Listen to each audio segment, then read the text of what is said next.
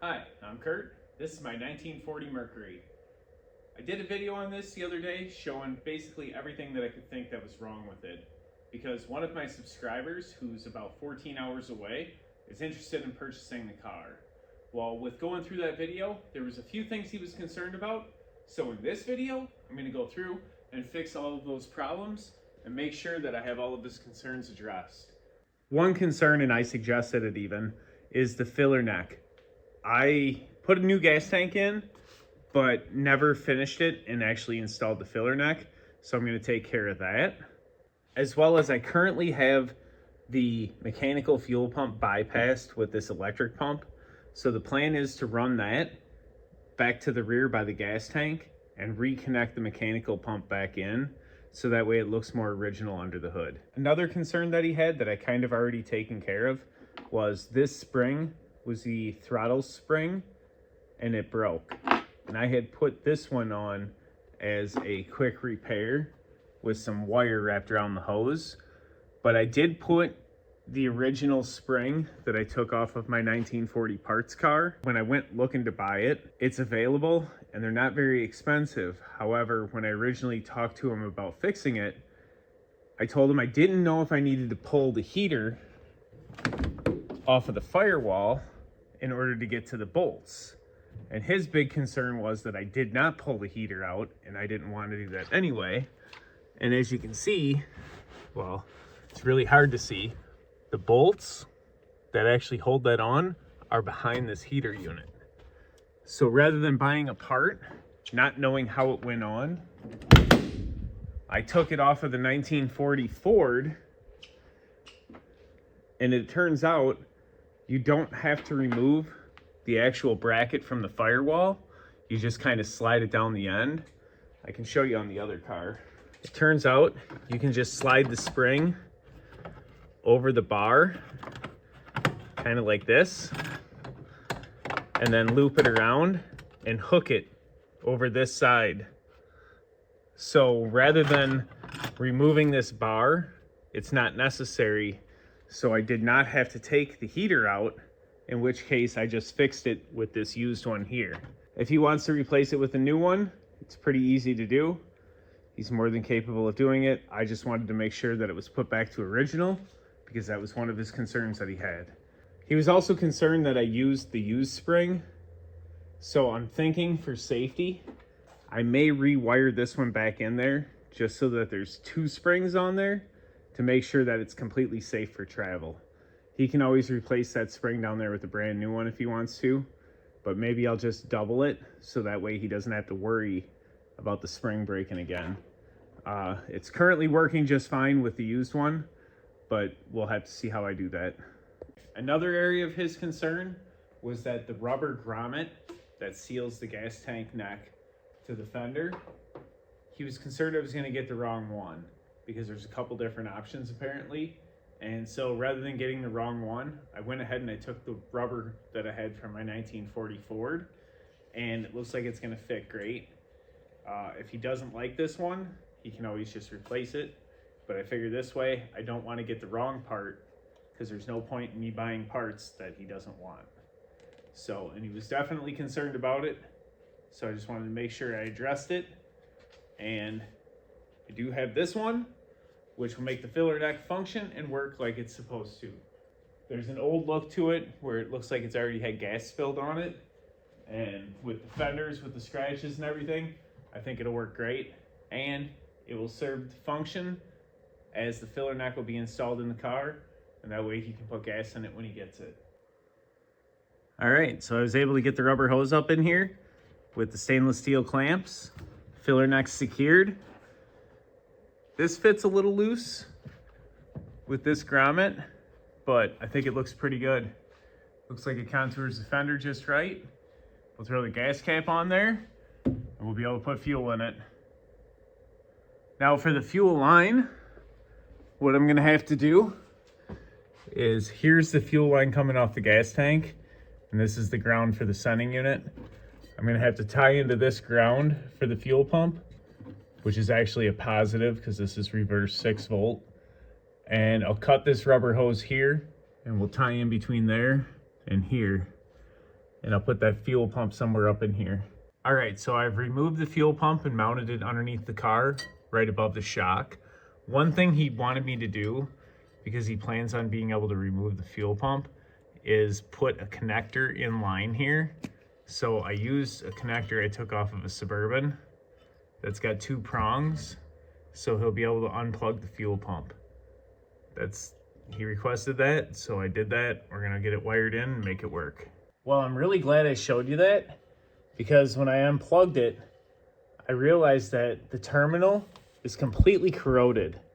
So had I used this, I don't know how well that shows up. So had I made the mistake of putting this in like this, you can see how one is shiny and one is not. This would have caused a problem with the fuel pump because it would have created high resistance. So unfortunately, I don't have this connector anymore because I just wasted butt connectors and time. I'm not wiring it in with this connector even though he requested it, because otherwise this is just going to cause a problem later on. This is a bad idea.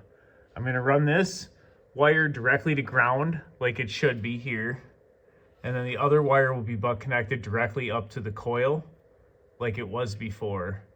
But I'm gonna have to cut these off and throw these away now because, yeah, this would have created a huge problem. Unfortunately, having a connector on the fuel pump is not gonna work for him. This is a bad idea. I wish I wouldn't have wasted my time trying to do it. Well, hopefully the plug-in's not a deal breaker for him. I was unable to use that plug-in, so it's one wire is screwed to the chassis with the screw and an eyelet, and that's the positive. And then the negative that's going to run up to the coil is butt connected here.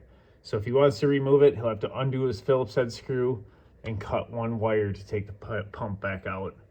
Otherwise, I ran the wire all the way up, and I'm going to connect it up here where it connected to the coil originally, under the hood. But the entire wiring does need to be redone. I've got a couple little patch jobs here to the brake light switch to make that work. You can see back here, I've got some taped up wires in here to make the taillights work. So the wiring does need to be re-gone through, and I would upgrade it to 12 volts, but just to show them what it is. So I'm gonna get it down, get that wire done, make sure my fuel pump works again, and hopefully the car still runs. Well, so I turned the fuel pump on. I really hope this works because I'm barely getting but a drizzle inside this mechanical pump. So I'm gonna start the car and see if it fills that glass, but I may have just made the car not work by going ahead and spending all this time rewiring that fuel pump. I should have probably just left it where it was, but I'm gonna see. Maybe it'll start up and with it running, that'll fill. It runs.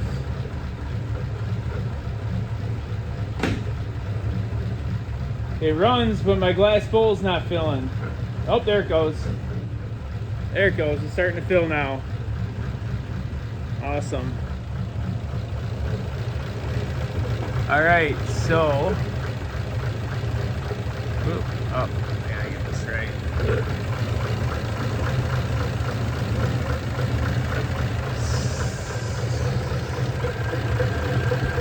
Oh, shoot, now it's leaking gas all over. All right, well, I got gas leaking all over the engine. Dang it. Well, this is turning into a disaster. I've got gas leaking all over back here, running out of the bottom of this pump. I never should have hooked this back up. What a mistake. Yeah, there's a huge puddle of gas leaking out. I got to get this cleaned up. I probably should not have touched the fuel pump, and I probably should have left it the way it was. I am selling the car as is, unrestored, and I thought this would work, but apparently I made a big mistake. I think what I'm going to do is just bypass the fuel pump again and hook the pump directly to the carburetor, but leave it wired underneath the car since I already spent all that time doing it. Well, I will say, with that fuel pump leaking like that, that may be why it failed. Because this pump was brand new, and it got me into town, and it left me stranded. So if this glass bowl started to leak fuel under pressure, it would have sucked air and not created vacuum to suck fuel from the tank. So that might have been what happened to this pump and why it quit working. I think what I'm gonna do, because I don't want to deal with this anymore, I'm pretty sure what I'm going to do is just take the fuel pump and bypass it again and connect this line directly to this hose and just say, yeah, it needs a new fuel pump. I put that brand new pump on there, doesn't work. I put the electric pump on there because the electric pump works. So for reliability, I prefer an electric pump personally. If he wants to put a mechanical one back on it, he's going to have to buy a new one because this one's not going to work. It causes the car not to run. And if we're trying to make sure it can drive onto a transport truck, having it run is way more important than having an original fuel pump. Well, so it was after midnight last night when I finally gave up after seeing the gas all dump on the ground. Apparently what happened is the seal for this glass reservoir leaked, and that's what caused my fuel pump to quit working. I thought the diaphragm might have quit, but apparently we created a suction leak on this side where it was sucking air in, and that's what left me stranded. So now that I have fuel being forced this way, now I have a fuel leak where it's dumping gas out, and that's less acceptable than not having the fuel pump hooked up. So rather than continue to have a problem with that fuel pump, I'm gonna bypass it again, but at least the fuel pump is not on the firewall making noise up here, and it's underneath the car where it's gonna work better. But either way, that fuel pump, brand new, is no good. If it's leaking, I don't trust leaving it on there because I don't want to catch the car on fire for having a fuel leak. So I'm gonna bypass it again because I don't care. I don't need that fuel pump to work. It just looks better if the hoses ran to it, but if it's leaking gas, that's not gonna be the safe thing to do. All right, so it probably looked a little bit better before, but I did take and just put a splice in the middle of the hose here where I'd cut it to hook it up to the fuel pump. So there is a chunk of steel line in between these two hoses. So if he wants to replace the fuel pump, all he has to do is replace this, and then you can connect these hoses back to it. I really don't like how it's touching the heater hose now, or the coolant hose here, but it's just the way it is now. So hopefully there's no other problems with that because the fuel pump was fine before I touched it. Now it's just moved to a new location and it still should work the same. The factory pump, he can deal with that. Let's see if it starts now. Yeah, you can see the diaphragm's pumping because it's spraying that fuel all over the engine.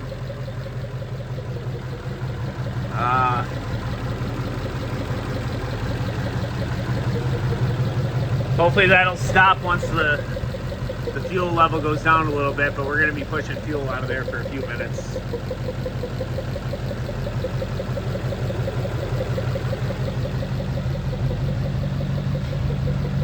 So the other thing I did is I got this trunk with the car that came with some extra parts, so I went ahead and I went through it all, hoping that I could find the ashtrays and the rear window cranks because they are still missing on the car. As you can see, the window crank has a nail through it. The metal piece is here, but the crank is not. And you can see where the ashtray used to be at here, but that's also missing. Anyway, I was hoping they were in this box because this box came with it. They were not. Obviously a big mouse nest and a bunch of other stuff. About this half of it belongs to the Mercury. And this is just some random other pieces that were in here. A couple of tractor lights, some other horns off of something else. This is looks like it could have been on a flathead, but right here's where you put the oil in the car. So I don't think this is off of a 40 Mercury, but it may have been off a different style flathead because this one has this fitting right here to fill the oil. And if you were to put that pump on there, this one wouldn't work. So I'm gonna go ahead and give them this stuff. And oh, this is something interesting too I found. So there's a couple extra window regulators. I'll give him those. I don't know if they fit his car or not. But I found this paint gun book. And looking at the date, it says 55 on this one. And this book, I believe I found 1948. Yeah, 1948 for the date. So my guess, because these were in with this car was probably painted in the mid to early 50s, is my guess. Maybe it was in the late 50s, early 60s, and these books were a little older when he got them. But I found these in the box. The car's obviously been painted. I'm guessing the paint's been on there for that long. I don't know. Set of spark plug wires. Couple of hoses I would never use. I'm going to give him an extra carburetor, an extra distributor, generator. Here's another mechanical fuel pump that doesn't have the float bowls on it, but I believe that would actually fit the engine too. And I'm going to give him this radio. I think this radio mounted under the dash. Not sure, but I'll give him that too. He can have that with the car. So overall, she's in pretty good shape. I got a few more things I got to get out of the trunk here. There's actually a much better belt in the trunk than what's on the car. But with the water pumps leaking, he'll have to... Well, I wouldn't use that old belt anyway. I would put a brand new belt on it. But the water pumps are definitely still leaking. There's coolant coming out of it. You can see getting on all the pulleys. Transmission, first gear's still kind of goofed up. He'll have to deal with that. But as an unrestored car, this thing's pretty awesome shape. Well, so with that, this may be one of my last videos on my 1940 Mercury. I'm going to get this video produced, and possibly this car is going to be picked up and sold.